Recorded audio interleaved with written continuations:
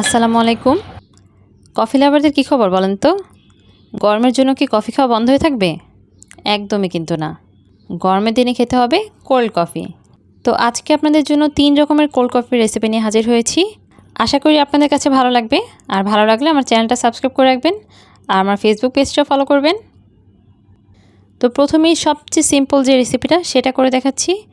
একটা ব্লেন্ডারের জারে নিয়ে নিচ্ছি 1 টেবিল চামচ পরিমাণ কফি পাউডার। আর কফিটা কিন্তু আপনাদের পছন্দের যে কোনো ব্র্যান্ডের ইউজ করতে পারেন।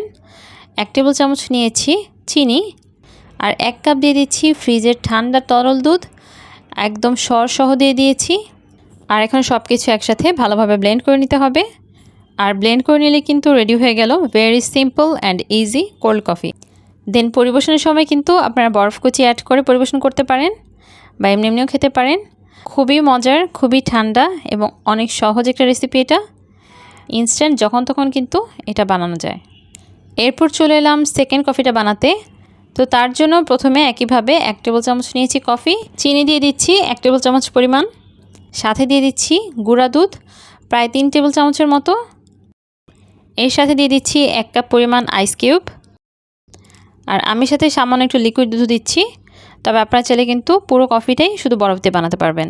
এখন এগুলো অবশ্য ভালো করে ব্লেন্ড করে নিতে হবে। ব্যাস রেডি হয়ে গেল কিন্তু আরেকটা ঠান্ডা ঠান্ডা খুবই মজাদার কোল্ড কফি। এবারে চলে যাচ্ছি নেক্সট রেসিপিতে।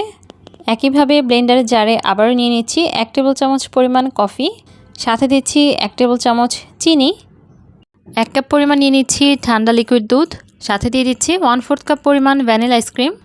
এখন সব কিছু একসাথে ব্লেন্ড করে নিতে হবে। আর ব্লেন্ড করে নিলেই রেডি হয়ে গেল ঠান্ডা ঠান্ডা খুবই মজাদার কোল্ড কফি। সাথে কিন্তু আরও খানিকটা আইসক্রিম দিয়ে এনজয় করতে পারেন, খুবই মজাদার খেতে। তো আমার 3টা কফি কিন্তু রেডি হয়ে গেল। কফিগুলো বানানো খুবই ইজি। তাহলে কোল্ড কফি খাওয়ার জন্য কিন্তু আর রেস্টুরেন্টে যাওয়ার প্রয়োজন হবে না। বাসায় কিন্তু খুব সহজেই ইয়াম্মি কফিগুলো বানিয়ে খেতে পারবেন। তো এই ছিল আমার আজকের রেসিপি। কেমন লাগলো আপনাদের কাছে কমেন্ট করে জানাবেন। ভালো লাগলে ভিডিওটা লাইক কমেন্ট শেয়ার করবেন। এরকম আরও সহজ সহজ রেসিপি পেতে আমার চ্যানেলটা সাবস্ক্রাইব করে রাখবেন। তাহলে আজকের মতো বিদায় নিয়ে নিচ্ছি। সবাই ভালো থাকবেন। আল্লাহ হাফেজ।